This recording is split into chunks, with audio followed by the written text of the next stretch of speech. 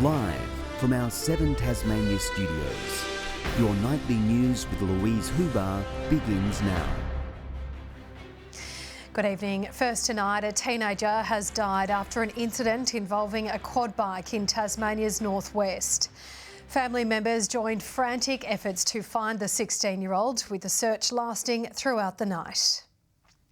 A tragic start to the day for a northwest family. Yesterday afternoon, a 16-year-old Wynyard teenager left his house to go quad bike riding in forestry tracks at the back of Wynyard. At around 9 p.m. last night, his family contacted Tasmania Police when he hadn't returned home. Police making the grim discovery at Minnie's Road in Wynyard in the early morning. Officers saying the boy and his vehicle were found down an embankment off the road. A search was conducted by family, friends and police of the tracks known to have been used in the forestry tracks around that area. Witnesses told 7 Tasmania News the teen was known to traverse the back roads in the area, describing the situation as heartbreaking. Minnie's Road was closed for several hours after the discovery of the teen's body. Police are now trying to piece together the events that led up to this tragedy. In an ATV, if fitted with seatbelts, they should be wearing seatbelts and helmets.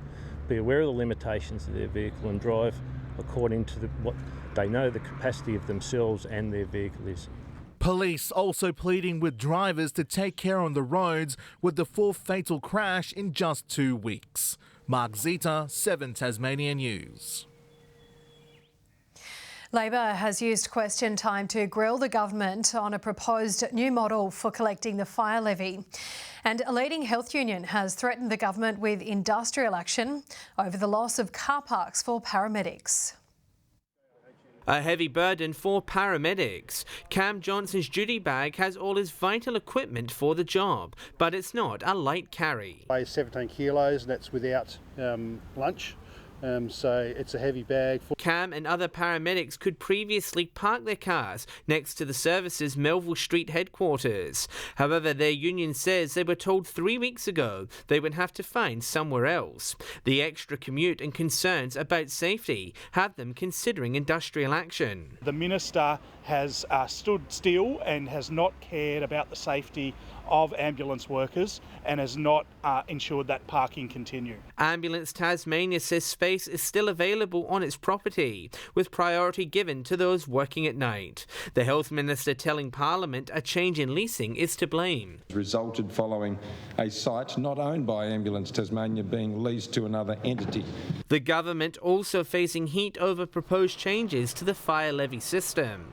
A consultation paper is out, with feedback sought on 2 new models. Labor claims if either were implemented, regional areas would see a spike in what they're charged. It's not fair and equitable.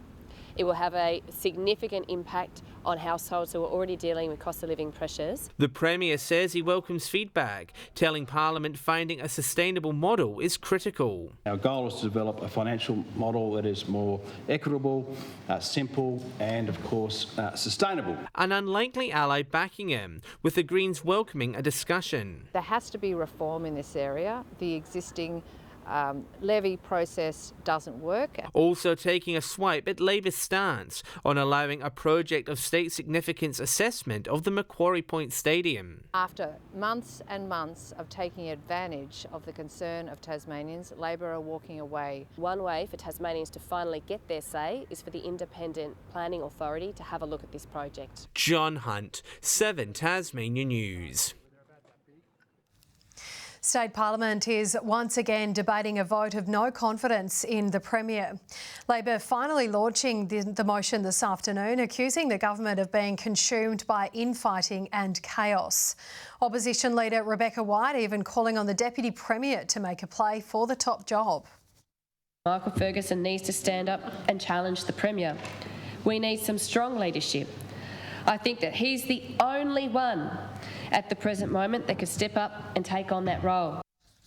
The Premier dismissing the move as a stunt. Tasmanians haven't got confidence in you lot, because all they hear, day in, day out, is negativity, talking down Tasmania. The debate is likely to continue into the evening.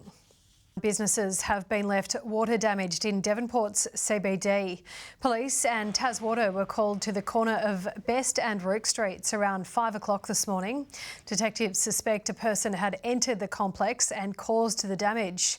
Anyone with information is urged to contact Crime Stoppers. Thousands have made the trek to Queenstown for the long-awaited return of the Unconformity Festival.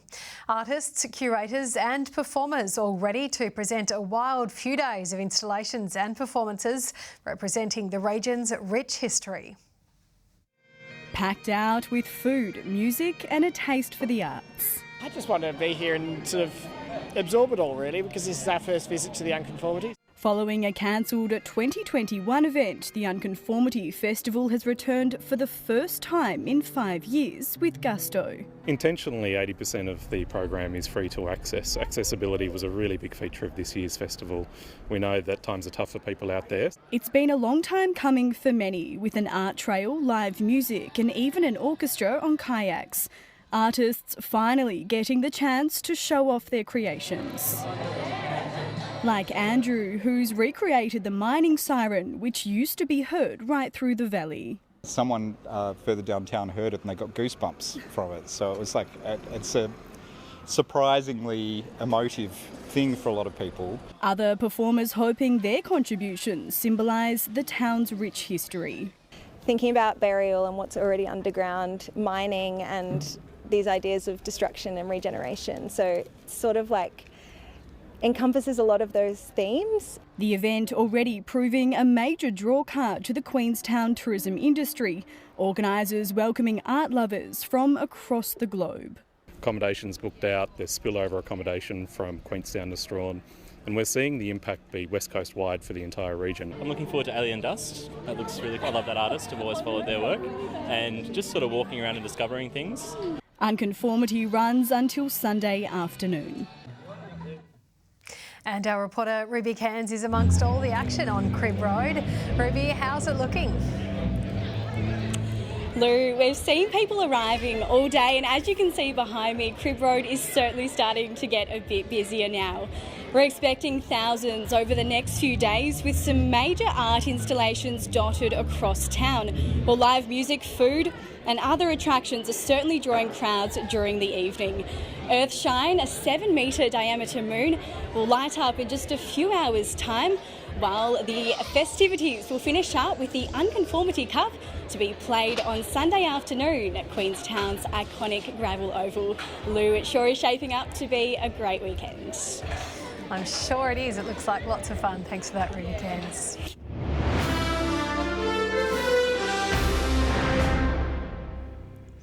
Proposed changes to Tasmania's planning process are now out for public consultation, with the state government releasing a position paper. Among the reforms is the introduction of development assessment panels, providing an alternative pathway for projects to be assessed. The Planning Minister says the changes would remove politics from the process.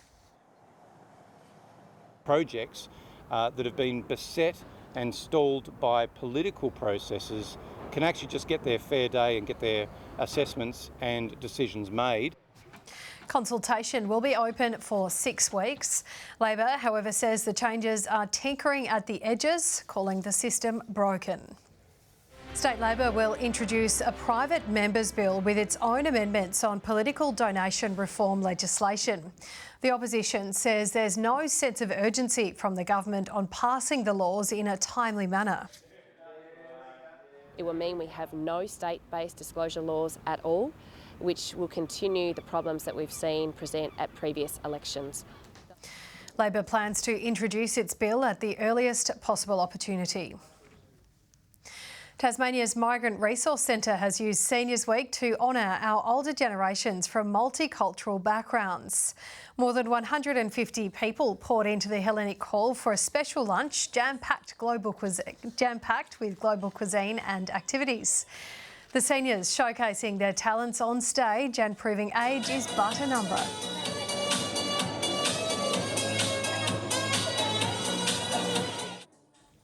More than 1 in 6 Tasmanians were born overseas.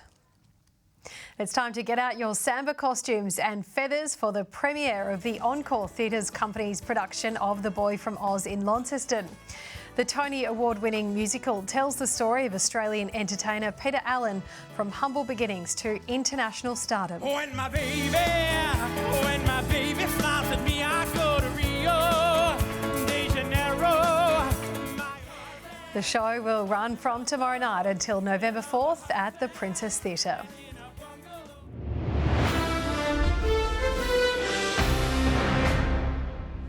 The Hurricanes enter their WBBL season opener tomorrow night, confident this year will be their best. The squad is similar to the Tigers outfit, which has been dominating the WNCL. The trick will be translating that success across to the 20-over game.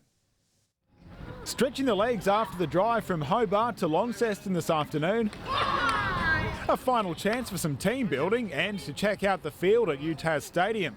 The drop-in pitch, however, will wait until tomorrow night to reveal its secrets. It's really important that we communicate and we're really adaptable out there as a group, so just understanding the conditions as quickly as possible and understand how that plays into our hands. After being knocked out of finals by Brisbane last year, the Canes are quietly confident this could be the year they make their first grand final appearance. And it will start with a win over Perth tomorrow. Very strong opponent to start with. Any team that has Sophie Devine and Beth Mooney at the top of their order or in their order are going to be a very, very tough team. But the Hurricanes have formidable names of their own, like leading wicket taker Molly Strato, who should be sending shivers up the spines of Perth's order, and drawing most of their players from the Tigers outfit, which is taking charge of the WNCL comp. They're already off to a pretty good start. Got a pretty similar list, and we've got some really great experienced players coming into that list as well. So T20 cricket is all about those pressure moments, and if you can win more of those than lose them, then I think that really puts you in a great position. Meanwhile, Tasmania has jumped to the top of the Sheffield Shield table despite being unable to secure a win at the Wacker. A run of wickets looked to put the Tigers on shaky ground, but they were able to hang on long enough to run out the day. They host the Bulls in Hobart next week. The Jack Jumpers are bolstering their defence ahead of a mammoth match against last season's victor. Tasmania going in confident, having already beaten Sydney just 2 weeks ago. Putting in the work to squash the NBL's reigning champs, the Jack Jumpers now 3 days out from taking on the Sydney Kings at Kudos Bank Arena. Whoever wins that battle is going to be probably an indicator of who will come out on top. If we allow them to be free and get up and down, play at their speed, it's going to be a rough night for us. The team prepping for a better showing than against Southeast Melbourne. Tasmania falling an agonising 1 point short against the Phoenix. Looking back, I think we gave up 20 points just out of silly mistakes or things that are just way out of our character. So, I mean, you take 8 to 10 of those off and we win by 10 points. The Jack Jumpers using the loss as motivation to sharpen their sting. Physicality, I think we're a little bit soft. Guys not helping each other out as much as we thought we should, leaving some guys on an island a little bit. It's not major. It's not like, oh, we need to go and wrestle, but it's owning spots on the floor, making sure we're setting screens and little things like that. And if all goes to plan, the Jackies will defeat Sydney just like they did in round 2. Brianna Boylan, 7 Tasmania News. Team Tasmania is off to a flying start at the Australian 8-ball championships in Albury. Midway through the tournament's second day, we have at least 5 players 1 win away from finals. I'm told Captain Cale Barrett is one of our best chances to take out the open plate. And Lou, in the teams division, Tasmania is also so far undefeated. Good evening. Hobart and Burnie 19 degrees today, Launceston 23 and Devonport 17. Temperatures up to 9 degrees above average, particularly over the north. Fingal our warmest today with 25 degrees. Bushy Park 24, St Helens 23, King Island and Grove 22. 20 the top at Strawn, Flinders Island and Friendly Beaches 19. Not much to speak of cloud-wise today, just some high cloud moving across the state, a bit clinging to the south and southwest. Southwest WA and coastal parts of New South Wales and Queensland with some low cover today. Some convective thunderstorm activity over inland Queensland. Tomorrow, the high directs a ridge over the east coast of the nation. Another high is approaching the Bight. Low pressure troughs around the mainland as well. The winds tending light and southeasterly early in the morning, but more northeasterly over northern waters later. Winds increasing to 30 knots over the west and south. We have a strong wind warning from southeast Cape up to Stanley, and an initial flood warning for parts of the north, northeast, Huon, Derwent and southeast catchments. Friday for Hobart, a top of 19 with a shower or two. Showers increasing over Huonville, 20 the top, 20 also for Campania. Launceston, 25 and partly cloudy. Devonport, 21 and 22 the top for Georgetown. Burnie expecting a possible shower, 18, 19 for Strawn. Wynyard a shower or two and 20 degrees. 21 for St Helens and partly cloudy, a shower for Swansea 20 and 19 for Port Arthur. On Saturday, showers and possible thunderstorms over a wide area of the state. More wet weather for Sunday, some heavy falls expected over the southeast along with a thunderstorm, and on Monday showers easing firstly from the north and west. Further north and sunny in Perth and Adelaide tomorrow, 27 for both centres, partly cloudy but warming to 29 degrees in Melbourne, fine in Sydney, partly cloudy and a top of 28 in Brisbane. And as we have a look at the current temperatures, Louise, I can inform you I won't be here for a while. I'm going to be on a couple of courses. That's all your news for now. We'll be back later with updates. Thank you for joining us. Have a good evening. Good night.